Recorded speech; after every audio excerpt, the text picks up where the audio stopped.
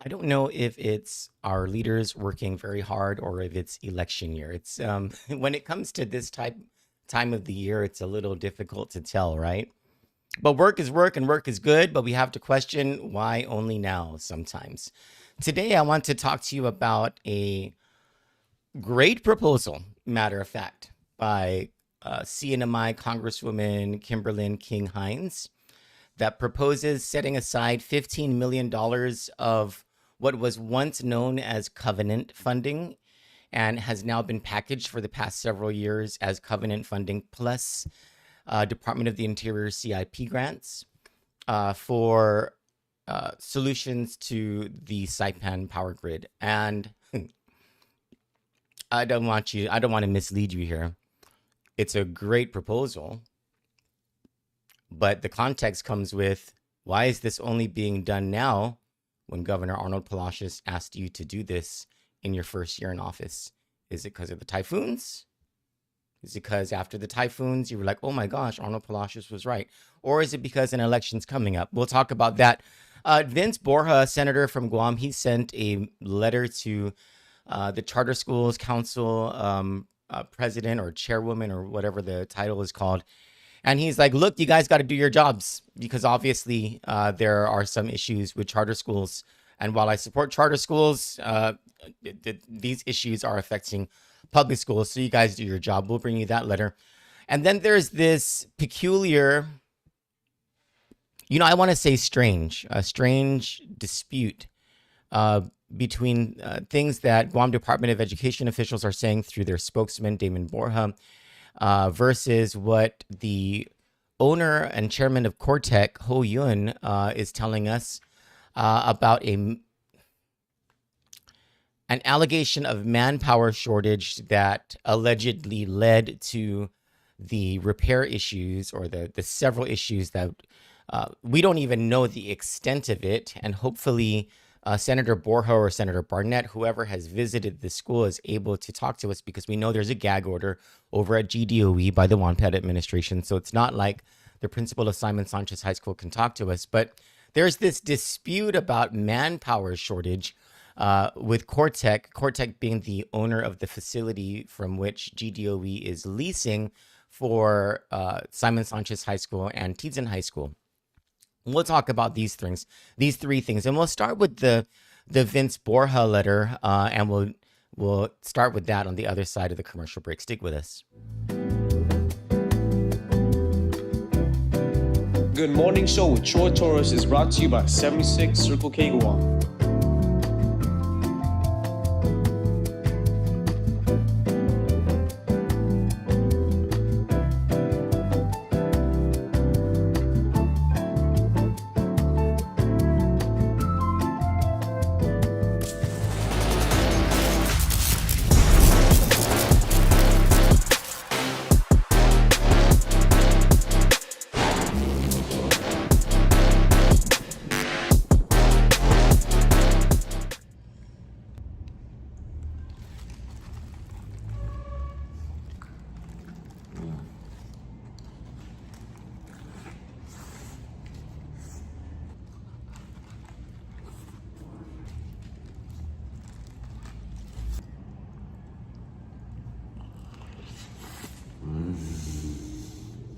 Good morning to you all. I see you all on our live streams running simulcast on Facebook, Instagram, and YouTube. I believe we're the only media platform in the Marianas that does this.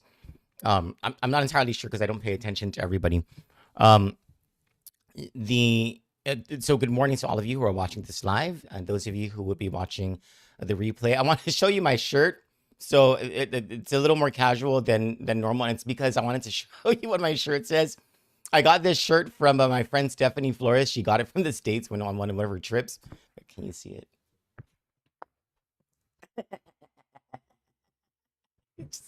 I love it so much. My first time wearing it. Good morning to you all. My name is Troy Torres. It's 7:33 a.m. on Wednesday, August 12, 2026. Tomorrow is the 25th anniversary of my grandma's eternal life. She passed away, I hope and believe, into the arms of our Lord on August 13, 2001. And so tomorrow will be the 25th anniversary of her eternal rest. of the beginning of her eternal rest. And so I asked that she pray for my grandma, that if she's in purgatory, she makes it to heaven. And if she's in heaven, pray for her to pray for us all. Anyway, um, Vince Borja, he sent a letter to the charter school's chairwoman. Her name is Evangeline Cepeda. And this comes on the heels of that whole issue with SIFA. I think it's Science is Fun and Awesome Learning Academy Charter School. The acronym is SIFA. SIFA Learning Academy Charter School. And their move in to, or the lease that they signed with Judy Wampat, which, by the way, I don't know that it was a legal lease. Like, I don't know that Judy Wampat exercised that lease legally. That's a whole other subject, right? Like, I don't know what the Guam Education Board is waiting for. Like, Guam Education Board, this is scandal after scandal after scandal over an 8-month period. Clearly, Judy Wampat is ignoring what the law says in several different areas of the law, including in her responsibilities to you all in the Guam Education Board. You guys had no problem micromanaging Eric Swanson to the point where he got sick and had to leave Guam. Now you're going to just sit back and let Judy Wampat regress the school system from the 15 years of progress that it made. I don't understand it. I don't understand what the Guam Education Board is waiting for. Anyway, I went off on a tangent. So it all started with this whole lease thing. It was a surprise to most people. And then we find out that SIFA was going to take over classrooms that were already decorated, being prepared for special education students. The special education department over at George Washington High School had led to a public outcry. The teachers were like, no, and why don't you guys collaborate? Why don't you guys communicate with us over at GW? And so Senator Vince Borja, he was at that assembly that the teachers had, where they gave the 1-2 to Franklin Leon Guerrero, the acting superintendent of education, because Judy Wampat isn't even on Guam. She wasn't even on Guam for the first day of school. I cannot remember the last time a superintendent of education was not on island for the first day of school. John Fernandez was on island for the first day of school all the time. So was Eric Swanson. So was Francis Santos. Who was before John Fernandez? Was it Narissa Underwood? Louis Rages? I do not remember there ever being a time when the superintendent of education was not on Guam for the first day of school. Like, really, you have one job. Anyway, so Franklin Leon Guerrero and Julie Ujoa Heath were the part of the Wampat leadership team who were in that assembly. Senator Chris Barnett was there. He gave that very stirring speech to the teachers and let Leon Guerrero and Ujoa Heath have it, right? But Senator Vince Borja, who is the chairman of the Legislative Education Committee, he was there as well. And so apparently from that day, he started to work behind the scenes on a deal with SIFA and the Guam Department of Education for SIFA to go and inhabit the closed down Chief Brody Elementary School. So there was a solution to get them out of GW. But the question remained, why is a charter school needing public property? Like, the entire purpose, like one of the purposes of this whole thing was this whole like public-private partnership in education. And these charter schools receive, I think it's $7,800 per pupil per year in order to operate. It's a pretty big amount of money. And so he comes out with this letter. And can I read you the letter? Because it's a good letter, all right? I'll probably skip some parts of like where the jargon is just a little too much. Hold on, Kate, this is my breakfast.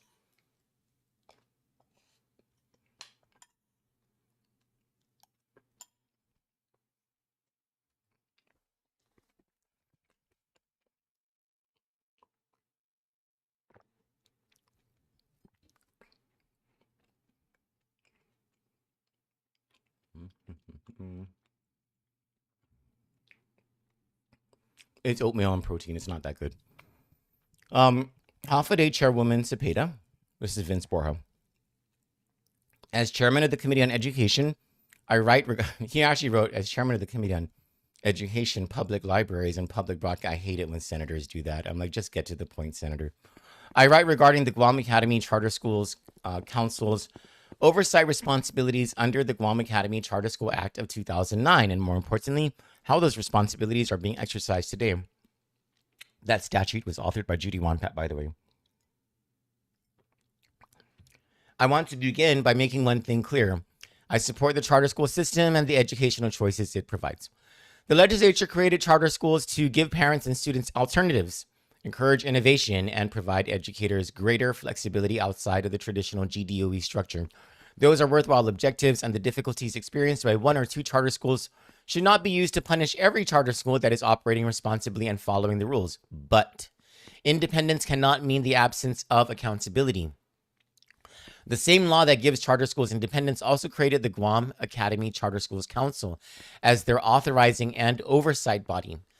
Under 17 GCA, the council is required to monitor the operations of every academy charter school, monitor compliance with applicable laws and the terms of each charter, monitor academic performance, and monitor compliance with annual reporting requirements, including the submission of audited financial statements. The law goes further. The council may compel the production of books, records, papers, and documents necessary to perform its duties. It is required to review each charter at least annually. Under 17 GCA, the council is empowered and in certain circumstances required to place a charter school on probation or revoke its charter when statutory grounds have been established.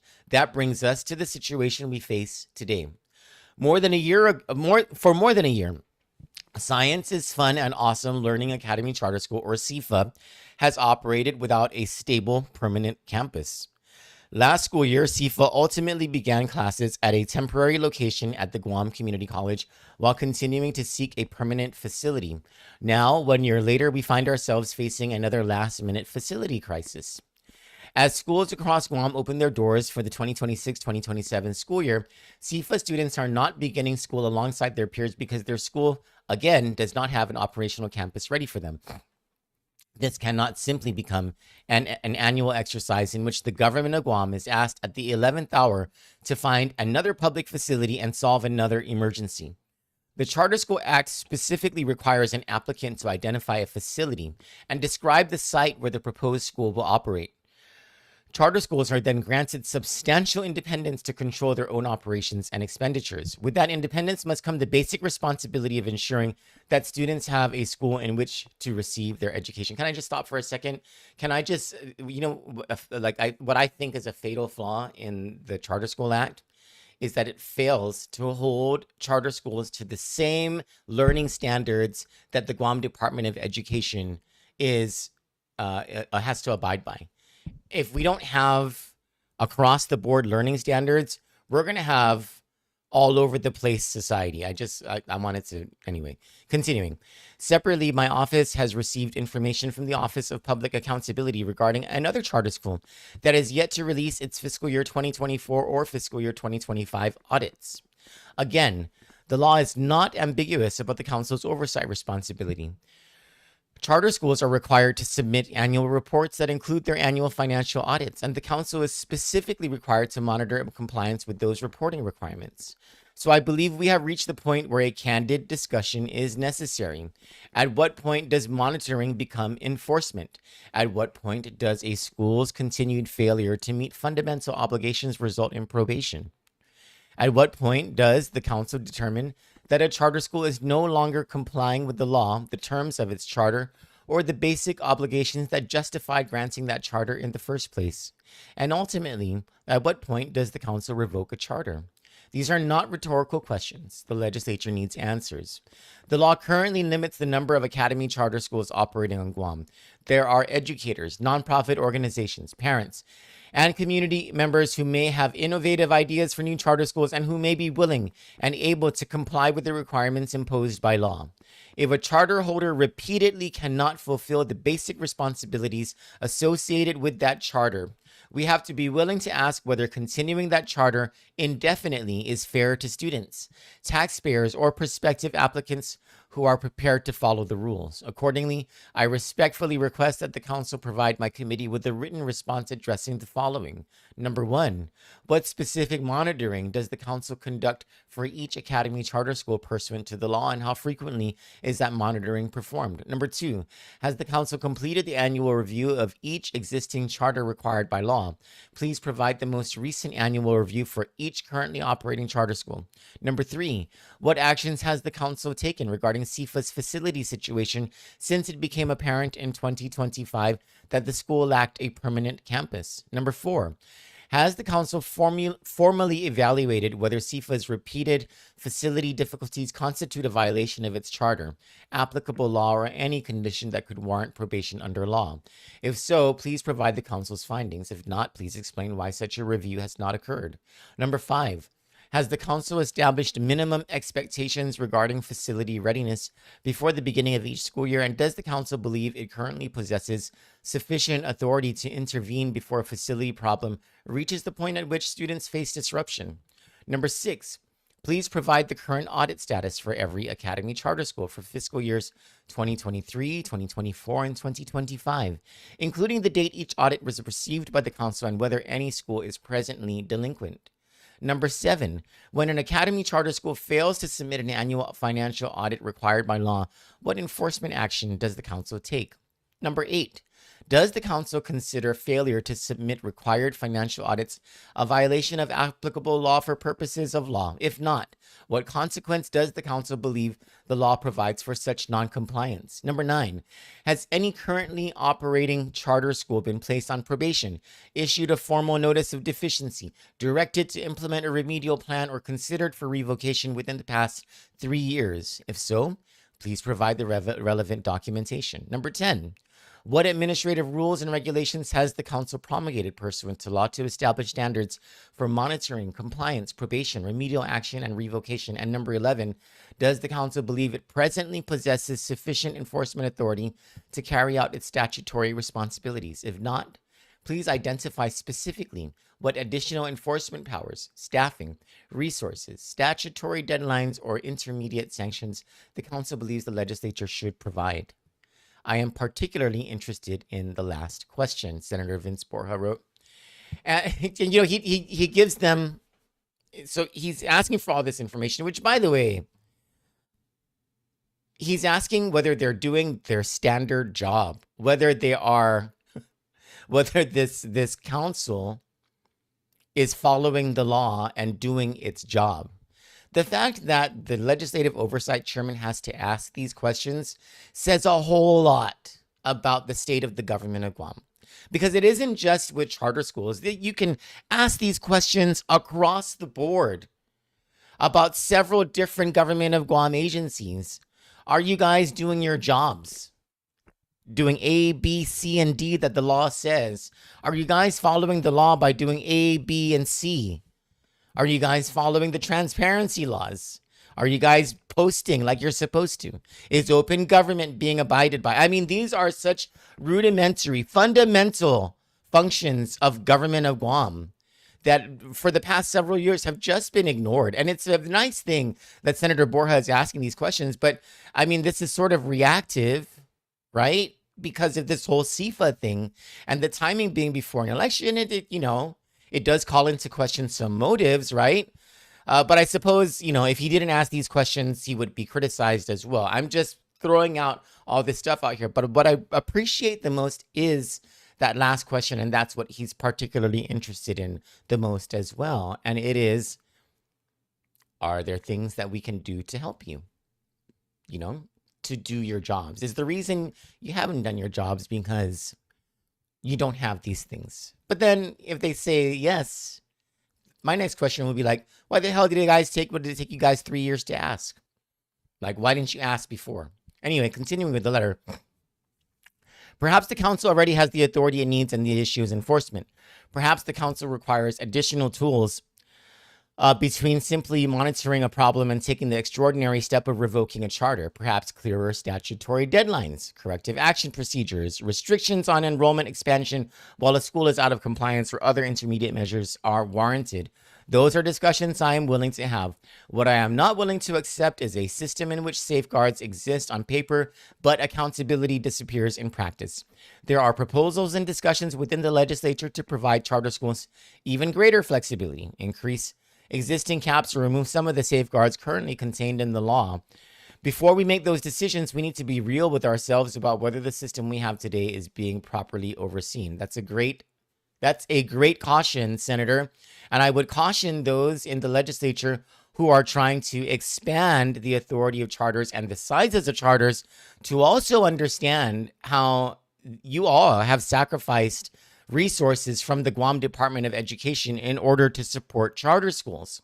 And you all, on top of studying the data that has existed, the meager data that exists because charter schools have not been around for too long here on Guam, aside from studying the data about what's been going on in Guam, consider the data about charter schools nationally and understand that better before you make decisions like these. Anyway, continuing with the letter, if we are going to give charter schools greater freedom, then we must also ensure there is meaningful accountability when that freedom is abused or when basic obligations are repeatedly unmet.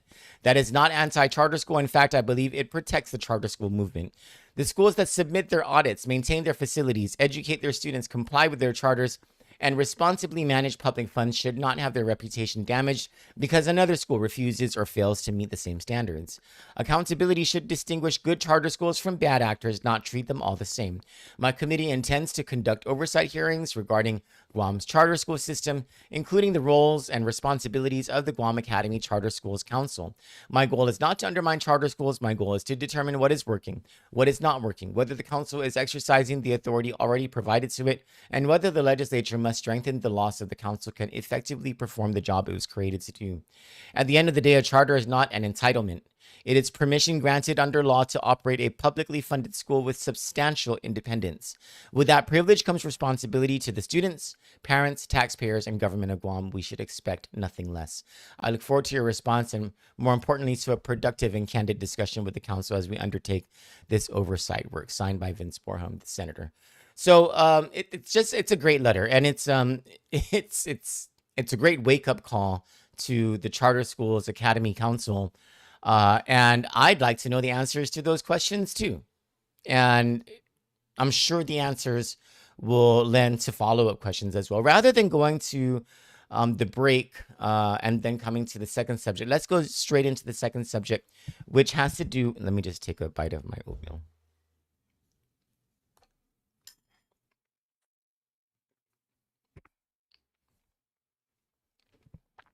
And a swig of my coffee.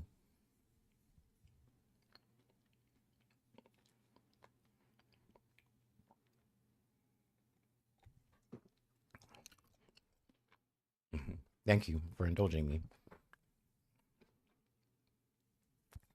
There is a dispute, and it stems from the dispute between GDOE and Cortec. And it stems from their relationship involving a lease of Teton property owned by Cortec. And it stems further and more in detail from, well, public outrage coming from the release or the reveal of photos and video taken on the first day of school, which was this past Monday, at the new temporary campus that Simon Sanchez High School has been forced to use because the government of Guam has failed to build them a campus for another year, and because Judy Wampat said that they're not going to do double session over at JFK, so she decided to kick out or to stop JP Torres Success Academy, to stop that program, return those federal funds, and have Simon Sanchez High School move into that facility, and I believe to other to a greater portion of the footprint of the unused footprint of Teton High School and those buildings at Teton that are next to the central office. So, like, you see the DOE central office. There's a parking lot right in front of it. Like in front of that parking lot is the first building, and that was the first building being used for JP Torres Success Academy. So I think it's like a couple buildings or something like that. I don't know exactly the footprint, but on the first day of school, Sources sent over photos and videos showing termite infestation on door jambs, broken locking mechanisms that were dangling down from the steel doors, a restroom that was flooded. It was disgusting. It was flooded because there was a leak at the bottom of the toilet, a fast leak at the bottom of the toilet. There were kids in the gym who were, for whatever reason, sitting in, like, it wasn't even brightly lit. It was kind of a weird and eerie scene. They were sitting on the ground on the perimeter of the gymnasium, and in the middle of the gym there were these stacks of boxes, and you had to figure maybe they had the kids sitting on the perimeter because they didn't want the boxes to fall on the kids in case there was an earthquake or something. I don't know. Like, it was just it did not look like a safe situation. Let me just tell you that. When I talked to Damon Borja yesterday, he's the GDOE public information officer. Can I just tell you, Damon Borja is a good guy. It just sucks for him that he has to answer to and be the mouthpiece for Judy Wanpat. Like, I can't imagine being in his situation. Anyway, so Damon Borja, he tells us that, first of all, DOE doesn't know why the students were sitting around the perimeter. So they don't know that. But they did know about the leaking restroom, and they decided that it was okay to open the school because there were other restrooms, and those restrooms were enough. Now, how the students and teachers were able to access that one restroom that should have been closed down because of the flooding, I don't know. That's a whole other thing, right? So like, I'm not sure that GDOE is being very honest with us about this. And then as for the termite infestation, they said they're aware of it. It's going to be fixed. My question is, why didn't anyone at the very least sweep up the dust mites? I mean, the mited dust, right? Like the sawdust that comes off from when the termites are, I mean, it was a lot. Like, it wasn't just like one day of termites. That was like weeks of termite buildup that nobody swept up. And then the locking mechanism, they're going to fix that. Whatever the repairs are going to be, they're going to fix it because they're going to have a public health inspection on August 21. And I was like, wait, you guys opened the school without a public health inspection? Is that even legal? And he said, yes, because public health allowed them to use the previous permit, which expires on August 31. And I was like, you mean the permit for JP Torres Success Academy? And when was that permit issued? And who said that it was valid until August 31? And don't you have to, if a permit is given to one entity, like, don't you have to have another inspection when it's going to be given to another entity? Anyway, right? And so they insist that this is legal because public health told them so. I sent that to the Attorney General. I was like, hi, Attorney General, is this legal? Can you look into this? We're waiting for a response from him. But then came the question of, because this is under lease, this campus, it's not owned by the government of Guam, it's owned by Cortec. The lease started back in, I think, 2013 or 2014. And part of the lease, it's a 20-year lease, if I'm not mistaken. Part of the lease is that Cortec has the responsibility to maintain the campus. And so I asked, why wasn't this stuff taken care of prior to the first day of school? Like, why did these things build up? And Damon Borja said, oh, by the way, they did also say that GDOE officials did do a walkthrough and did do their own inspection prior to the first day of school and determined that the school was safe for the kids. Obviously, that's come into question. So I asked, why wasn't why didn't Cortec take care of these issues? And okay, so here's where things get fuzzy. Damon Borja, on behalf of DOE, said it's because Cortec has manpower issues, but they are willing to help out in order to help GDOE to pass their sanitary inspection on August 21. Cortec's owner and chairman said that that's not true. There's no manpower shortage. And there might be more information that comes on the record later on today, but let me just give you some of the off the record, the source information that I received from different parties about this. There is one set of a party that is defending Cortec and saying that GDOE is not being honest at all, and that Cortec was not even aware that the issues were persisting or the issues existed, which then calls into question, like, that's their facility. There is a routine maintenance provision in that lease. Like, shouldn't someone at Cortec have been inspecting at the very least over the summer, come in to say, and like, why didn't GDOE then, if GDOE came in and inspected and saw that there were problems, why didn't GDOE go to Cortec and be like, hey, there's these problems, can you fix it? But we don't know if that happened or not. Like, that there are all these questions that haven't been answered yet. And then, another party is telling us that this is GDOE and Cortec one-upping each other because there are personality issues going on here that so apparently the Wampat administration doesn't like Cortec, and it's because Cortec is calling the department out on $20 million in invoices that GDOE owes to Cortec. Because remember when there were the whole thing about public health inspections for all these several schools, and there were all these damages that needed to be repaired? The Swanson administration asked Cortec because they couldn't, but there were issues with procurement. And Cortec was already doing the job of so Cortec did all this work. Apparently it's like $20 million worth of work. Now, I've been critical of Cortec on the Simon Sanchez issue, but on this issue, it's like, you cannot ask a company to do the work and say, hey, don't worry about it, this is going to be done. I think there's even emails or something. I think this is even in writing. You're going to be made. You cannot have someone do the work and then not pay them, right? And so there's this $20 million dispute that's going on, and there might be this game that's being played. So this is, and this might actually be the source of this issue. When you look at an issue, right, and there's this black and white that you see, and like one side says one thing and the other side says something else, but the truth actually is the gray in the middle. This might be one of those things, right? So anyway, Cortec is saying officially, they're like, there's no manpower shortage. I'm dedicating a team, to help with this issue.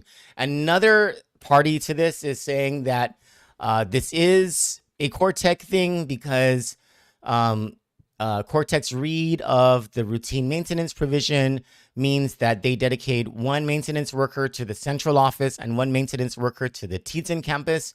And my friends, that is not enough maintenance. If that's true, that's just not enough maintenance workers for facilities that are that big. And so GDOE has issues getting Cortec to do maintenance issues because they're like, hey, look, the lease says this is all we're on the hook for, et cetera, et cetera. I don't know. This whole thing is going to escalate. I'll guarantee you that. And I think that more information is coming out later this morning about what's going on. Why are we in this situation again? Again, this goes back to the Guam Education Board. Your hire.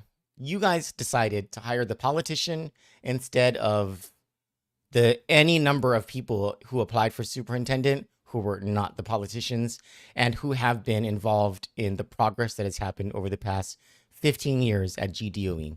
You guys decided to scoot those people away and hire a politician.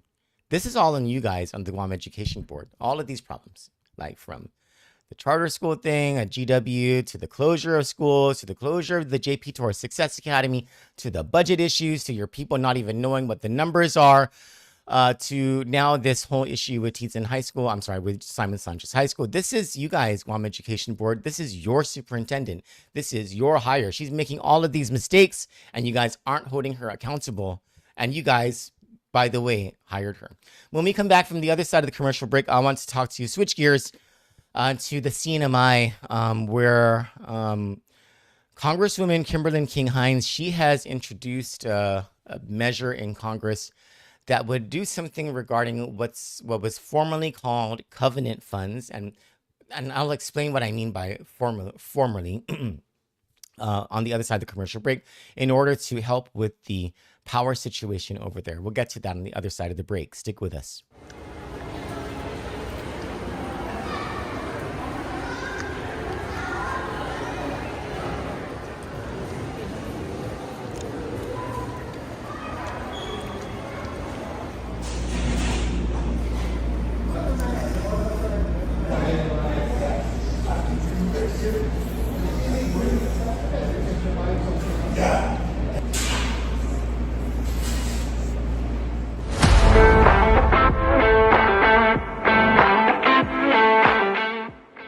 Welcome back to the show. It is now 8:03 a.m. on Wednesday, August 12, 2026. My name is Troy Torres. This is the morning show on Kandit, the Wednesday news analysis. This last segment of the show is about Congresswoman Kimberly King-Hinds' proposal in Congress. I can't remember what it's called. It's this something power for the Marianas Act or something like that. Anyway, so what it does is it would dedicate $15 million in what she calls covenant funds on an annual basis, the majority of which would be used for the capital projects needed to improve the power system in the CNMI. Just for some context, the generators in Rhoda and in Saipan are extremely old. It's unreliable, completely unreliable, including the transmission and distribution systems following typhoons, but also when there's nothing wrong with the weather, also unreliable, and burns that old type of fuel that you know how in Guam we have a LEAC and it's the largest part of our bill. In the CNMI, it's called the FAC, the FAC, the fuel adjustment charge. It's the largest portion of their bill. And if I'm not mistaken, their FAC is 3 times our LEAC. So if you pay like $300 in power in Guam, that same consumption in the CNMI is probably going to run you about $750. This is and their wages are not as much as ours. Their household income is not as much as ours. That's just cuckoo cuckoo, okay? Like their affordability issues are way worse than ours when it comes to utilities. And of course, you know, the bad management of the government for the 7 years of the Torres administration and the non-remittance of power bill payments from the agencies into the CUC, and the CUC having to charge the ratepayers more in order to make up for that failure. It's just a whole length of problems, right? Like one thing after the other. But the chief problem is the generation system. And then you look into the transmission and distribution systems for reliability, right? But the generation system, this is where the costs are. And the reliability, of course.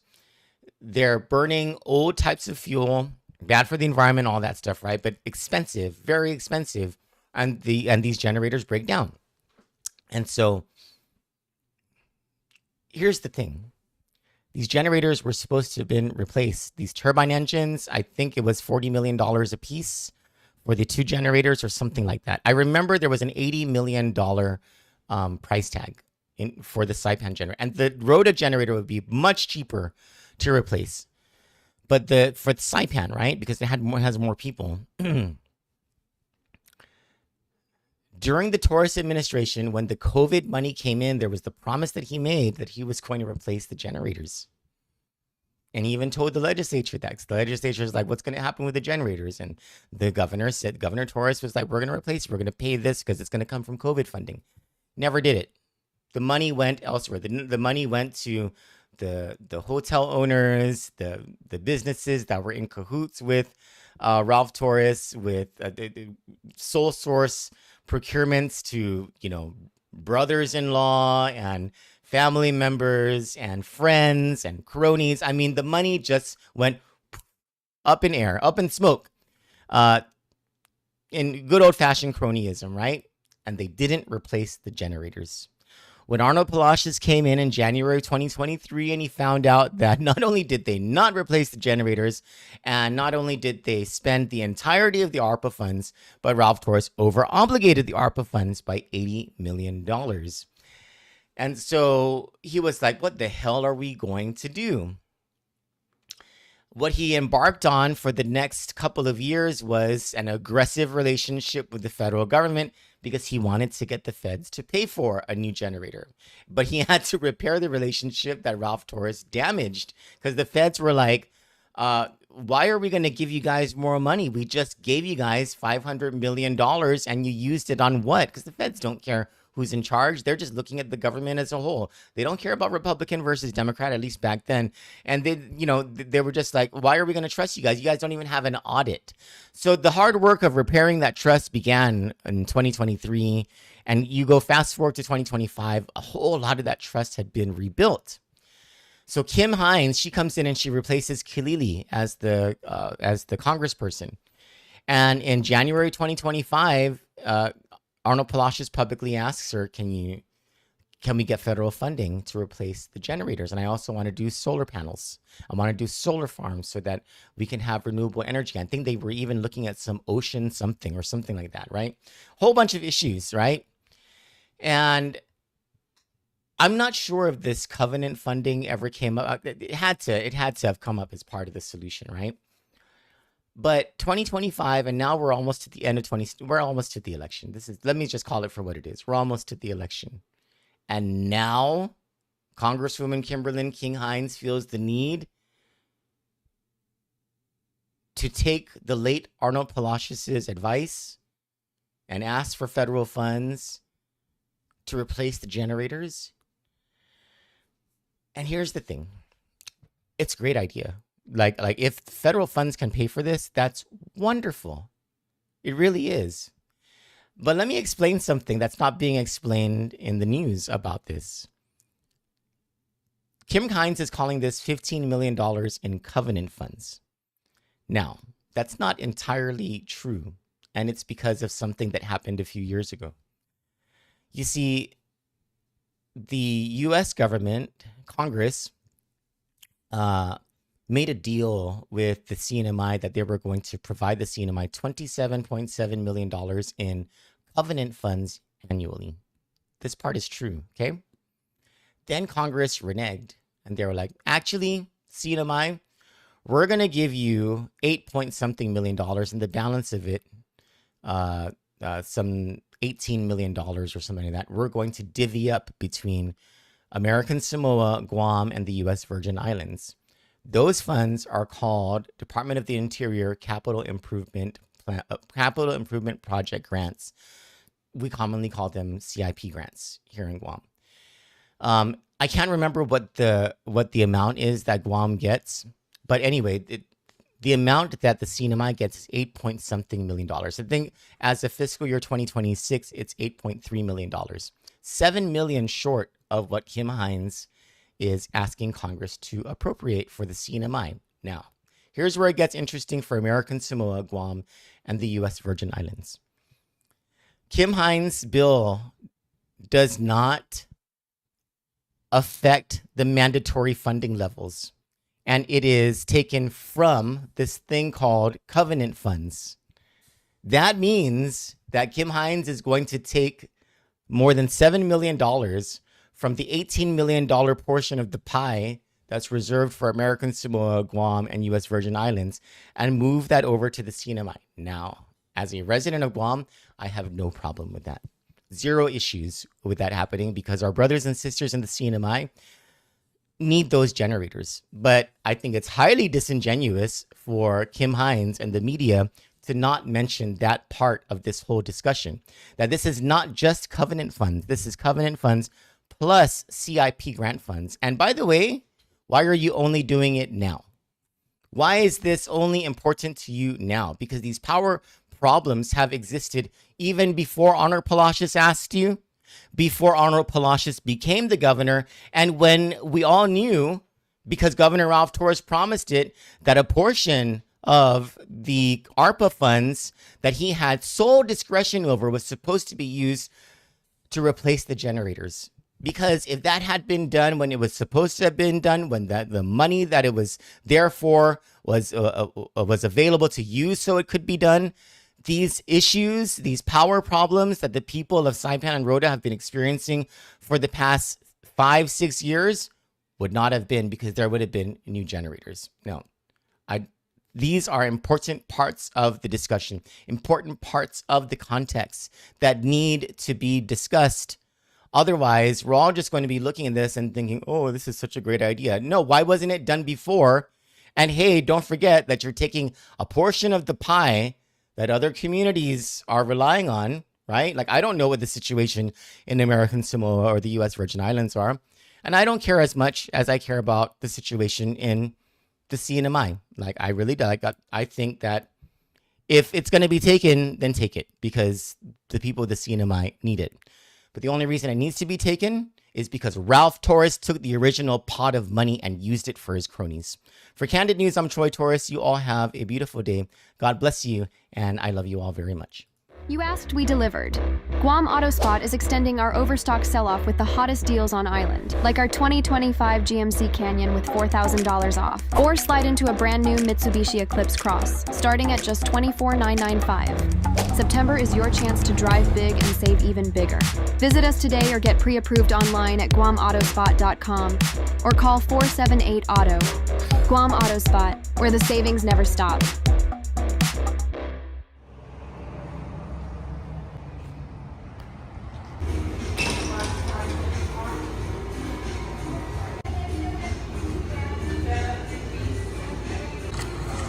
This stuff's hitting the spot.